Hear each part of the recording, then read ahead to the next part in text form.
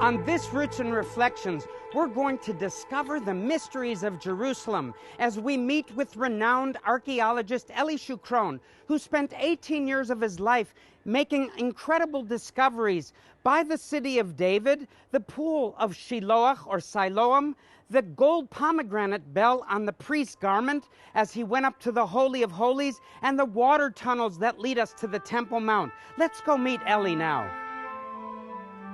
Eli Shukron has made a number of significant discoveries in and around biblical Jerusalem, dating from the time of Abraham all the way to the Second Temple period, the time of Yeshua, Jesus. Eli, it's great to see you again. Oh, hi, how are you, in the Barry? great city of Jerusalem. Yes.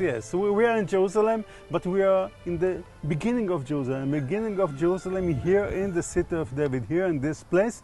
And why the people came here to live here? Why? Why do you think? Because the water. Fresh water, we have the spring here, we have the Gihon spring here.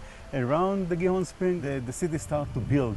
And this is what we are today. We are in Jerusalem, in the ancient Jerusalem, in the beginning of Jerusalem, here in the city of David. When you talk of ancient Jerusalem, what kind of time period are we talking about? When we're talking about the ancient Jerusalem, we're talking about this place.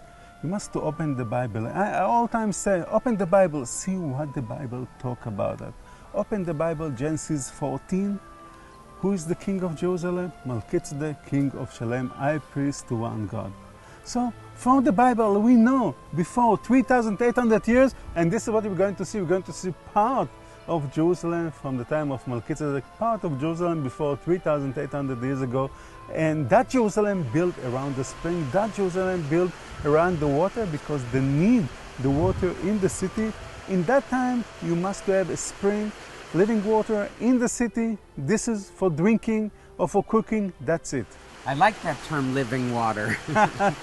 So then what we're looking across here... We're on the slope, and that city built on that hill, this small hill, and this is the beginning of Jerusalem. And we can see the eastern slope of the city of David going all the way down to the spring.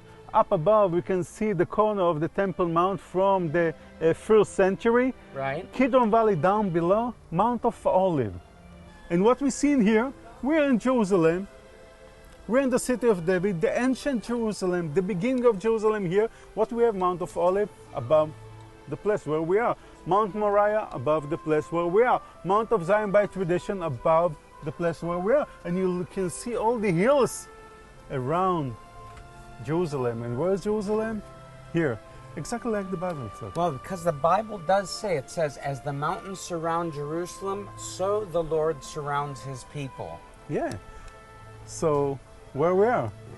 So this place is a lot older than most cities and countries in the world today. Yeah, you're right. This is it. This is where we are. Now, when did the reign of King David take place? Because here we are at the city of David. Yeah, and when we're talking about the place, we say the city of David.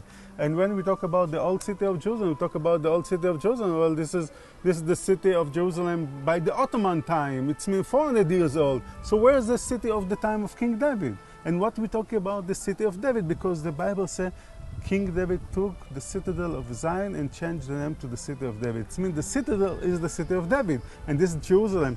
And when we are talking about that, we're talking before 3,000 years ago.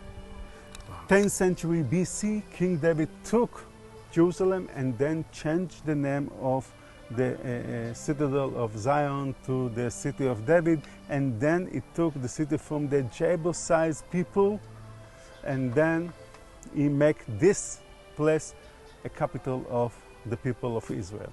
So today I'm really curious to find out the real mysteries behind the scenes, underground, the hidden caverns. Can we go? Of course, let's go. All right.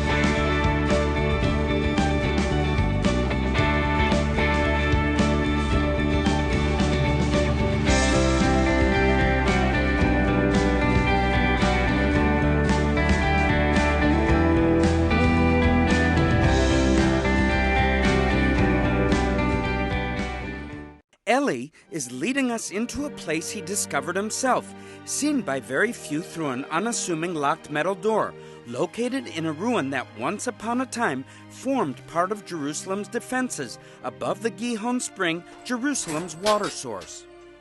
The hidden mysteries in and around Jerusalem. Come on, nobody, shh, don't tell anybody.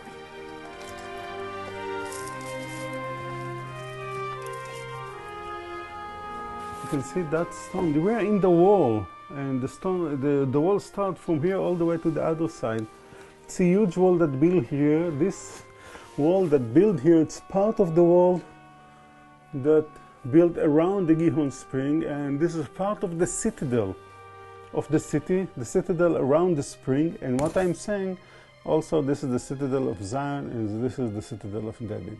We are now in the citadel of David, and this is the huge stone that we see here. This built in the Middle Bronze period, time of Melchizedek, and they use it in the time of King David and after the time of King David as a citadel here around the spring, because the water was very, very important. Look, the Bible talking about the Tzadok, the high priest, and Nathan, the prophet. And King David told them, took Solomon right on the mule and took him to the Gihon Spring. So Solomon... Which way? Yeah. King Solomon was ride the mule to go to the spring. We're in the place. This is the way. Here, we can see all the way down. This is the way to go to the spring. Is where he was anointed. Yes, around the Gihon Spring, and the way is where we are now. And the spring is down below. So then that must be connected to this scripture in 1 Kings chapter 1, 37, 38. I'm going to read, as the Lord has been with my Lord the king, even so may he be with Solomon, and make his throne greater than the throne of my Lord King David. So Tzadok, the priest, Nathan the prophet, Benaiah the son of Jehoiada, the Cherethites, and the Pelethites went down and had Solomon ride on King David's mule and took him to Gihon. It's Which all way? right there. Which way? I guess this way. No, don't guess. This way. This is the way. This is the way. This is the way, yeah. So the story continues. It says, then Tzadok the priest took a horn of oil from the tabernacle and anointed Solomon, and they blew the horn, and all the people said, long live King Solomon. Wow. Where we are going now, we're going now to see a place, very special place. And in that place, that special place, we have olive press. We're going to see it. Let's go. Let's go. And then you're going inside to the olive press, and how that olive press was moving, was walking. Because if we are looking here, we can see a hole, small pit in the floor. Right. We have some cutting, some opening in the wall. You take the olive, you smash the olive with the seed, you put the olive in a sack, and you put the sack on the top of the pit. Then you took a wooden construction, you put them inside in the wall, and then with the weight, stone weight, the stone weight pushing everything down, and then the press the olive, and then what we have a black water and olive oil on the top. Taking the olive oil in the jar and you put them here. Why you need olive oil here in this place? This is very, very small olive press, because this is olive press. This is where they make the olive oil, not for drinking and cooking at home. This is for the place where we are. And this is the special in this place. So this is really considered a holy place. This is the holy place. We're in the holy place, and this is we will talk about that more and more later. But this is the holy place, and it's very close to the spring. So from where they took the oren of the oil from the tent, from the Holy Ark of the Covenant tent. Where is the Holy Ark of the Covenant tent? Maybe here in this area. And from where they took the olive oil. Right to here. the Oran, maybe from here, from this place. Wow. If we are looking to this room, you can see there's a plaster on around, and the floor is also plaster, and you can see there's a small pit here. Why? Because was a place where they have storage room, and I found here a lot of pieces of jar broken on the floor. Eli, you and your team dug here. Yeah, they discovered this area. What was it like when you came here at Nothing. first? It was covered with dirt and stone, nothing. And what I found here, it's amazing. Olive press, that room for the storage room. And you found actual jars? Yeah, pieces of jar broken here on the floor. And above it, a lot of stone and dirt and everything was here, covered this area. This place where jars were found, the olive oil pantry, you could say, and the place just over the wall where they crushed the olives to make the anointing oil, we can deduce from all of this that this was not just any place to produce olive oil, it was made in order to anoint the holy priests or kings or royalty in those days. I found the Bible. And when you understand the Bible better by your finding, this makes you feeling great. To make the connection between the Bible and the finding, and this is great. Where we are now, we are in a place that built by the finding, built before 3,800 years ago. That's amazing. Who was here in that time? Melchizedek, king of Shalem. He was also high priest. And I know a lot of people heard the name Melchizedek, which were Melchizedek as high priest worshiping God. And we're talking about the time of Abraham, the time of Isaac, the time of Jacob. We talk about Middle Bronze period before 3,800 years ago. How Melchizedek worshiping God? He was high priest to one God. How he do that? How he did it?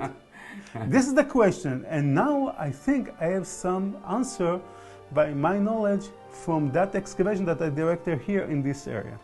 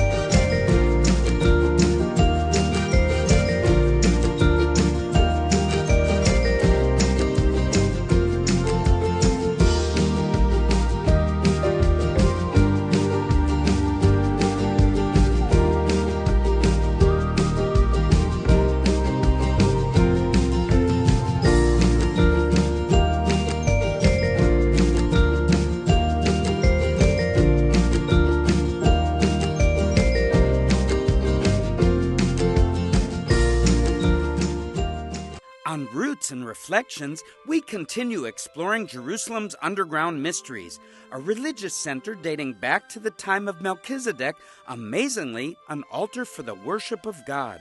This area where we are, you see the room going all the way that way, from here all the way that way to the courtyard that was there. And you see it's a channel here and some platform, higher platform. Yes. And what I'm thinking, this is, from my knowledge, I think this is the altar.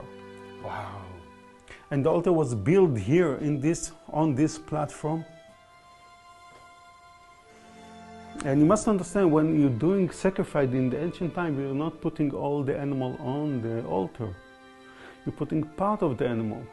And then you put olive oil on the top of the altar, wine, water, nesech, the blood from the animal on the altar. Everything is, you're doing a huge ceremony here in this place, and all the life going outside this way. So this is where we are now. You see that you have a special room in this area. It's not just house. It's a very, very important place. Very, very important. Every room is reason why they build it here. So the olive press, they need the olive press. The storage room, they need it. The altar area, they need the altar area. This area was used from the Middle Bronze period before 3,800 years ago, from the time of Melchizedek all the way to the time of King Hezekiah. We're talking about the end of the 8th century BC, and this was the end. Why? Because King Hezekiah did a reform huge reference. We can see it in the Bible. The Bible talk about that, and what he said, that we don't want any more altars, worshiping area. That's right. We want everything going to the temple in Mount Moriah. And this is the place that started from the middle, from Melchizedek to the King Hezekiah.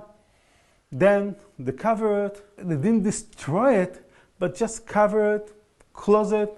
No one uses it anymore as a worshiping area for God, one God, and that's it. So it was closed until you came along and found it. It's closed 2,800 years ago, before 2,000 years ago, and from that time till I found it, no one knew about this area. Everything was covered with the dirt till I came and found it.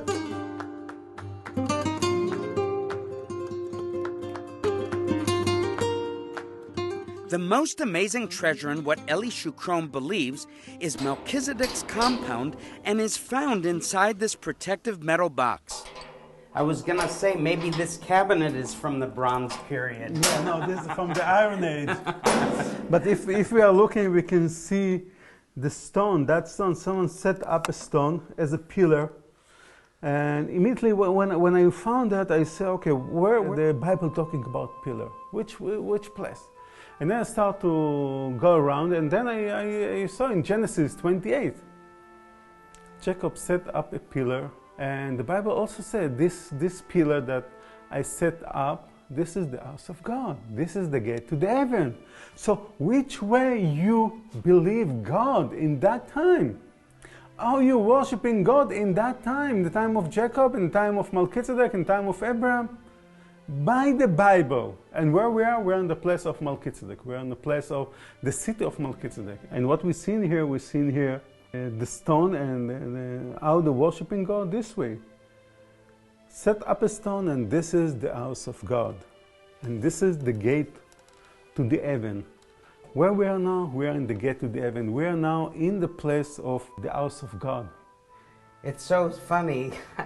Not funny, it's amazing. But I was just looking at the stone, and it's like I see a head, hair with a beard, and kind of the arms outstretched, and somebody in a kind of a robe of type. Yeah, there's a lot on that stone, because if you look, maybe there's a lion there on the stone. You can see it. Right here. Right here, yeah, right here. Two eyes. Two eyes and 2 ears. And the mouth of some kind of a beast or lion or tiger. Yeah. Maybe we don't know, but this is the mystery of that stone. Someone took that stone and set it up as a house of God before 3,800 years ago. This is the beginning of worshiping God, one God in the heaven. This is the beginning of the monotheism. In Hebrew, actually, we say Melchizedek or Melchizedek, which means King of Righteousness. Yes. So, who was this person according to what we understand? Look, what we have in the Bible, I have just a few verses that are talking about Melchizedek in Genesis 14. Not more than that. And also we have in the New Testament, in the Hebrew maybe, but not more than that. This is what we knew about Melchizedek from the Bible. He was high priest to one God in the heaven.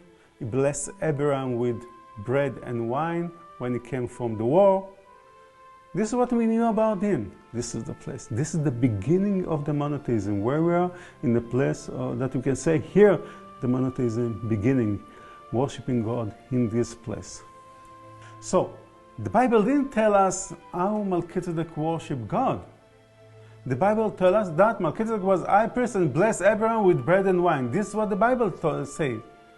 So when I found this place, I start to think, why we have this place here? How we can connect it? Then I start to read Genesis 28. In Genesis 28, they're talking about Jacob. He set up a pillar and he said, this is the gate to the heaven. This is the house of God.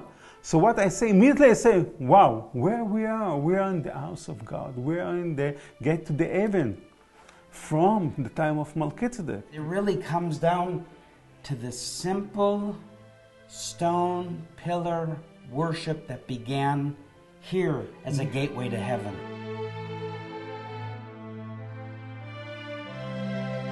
We continue surveying the underground mysteries of Jerusalem, including what could be Melchizedek's ritual compound, which included an altar room, but we will proceed to another amazing chamber designed for animal sacrifice. Small holes where they tie the animal.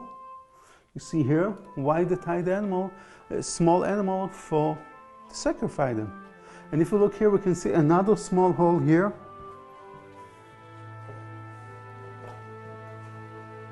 And here in this room, you can see that V's carving in on the floor, on the bedrock. And this is what I'm thinking. This was to build construction to hang the animal. Why you need to hang the animal?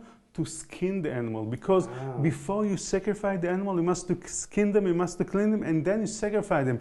And here we have 3 places where you prepare the animal before you sacrifice the animal on the altars. Wherever you go, there's a special room. Special room is special needs. One here, one here, one here, one there. And this is what they did, because where we are now in the worshiping area. And why we need the olive press? Because the Bible says that Jacob anointed the stone that is set up as a pillar. This is take us to the beginning of the monotheism. How the people are worshiping God in the beginning of the monotheism? This is the question. Here, we can see it.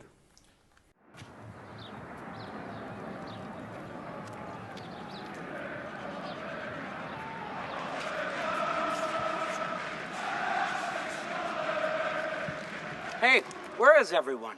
What do you mean? You didn't hear? We're renovating. Everyone's at the Sukkot celebration.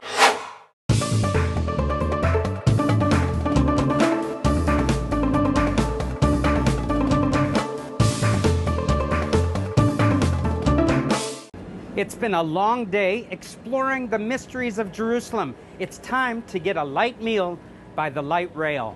All aboard.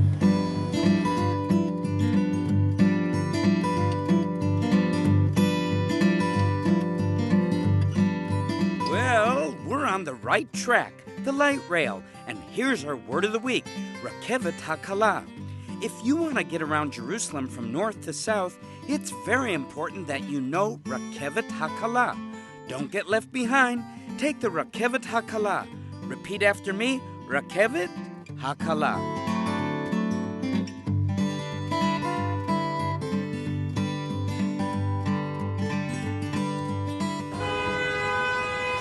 Rough day of shooting again, underground and in and around Jerusalem's old city.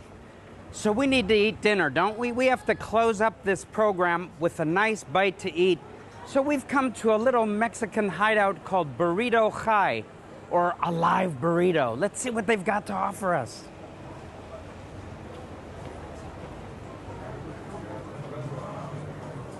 Hello, shalom. Hola. Hola. ¿Cómo están? ¿Cómo está? Good. Bien, good. Muy bien. Muy bien. Muy Good, bien. Welcome. So, I understand you make great chicken burritos. We certainly do. So, I think that's what I'm going to go for. It's been a long day filming, a long day at work, and a long day underground and in and around Jerusalem. I hear that. Well, we've got your fix right here. Do you like it spicy? Spicy, the only way.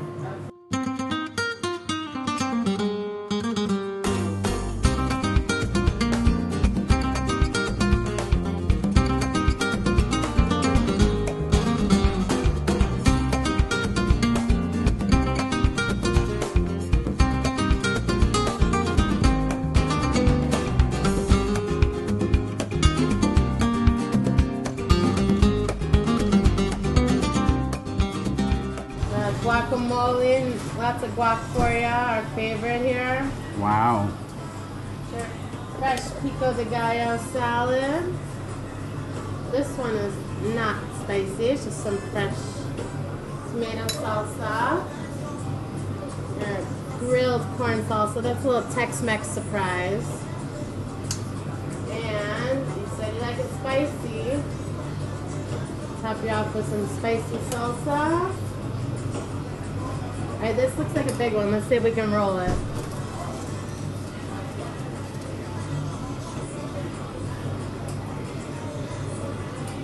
Wow, look at the size of that. Hope you're hungry.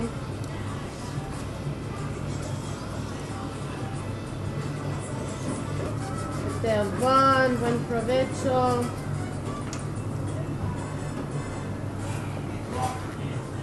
A piece of artwork. Mexican-styled artwork here in Jerusalem. Can you believe it? If you're coming from Latin America, Mexico, America, anywhere in the world, and you love Mexican food, little bit Jerusalem style, this is the place to come. Burrito Chai, which is for me like living burrito.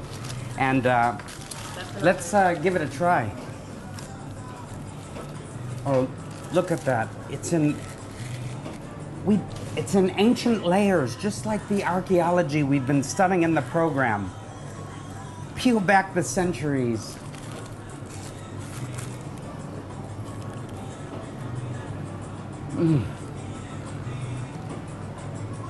I'm having visions of visiting Mexico, Spain. Oh.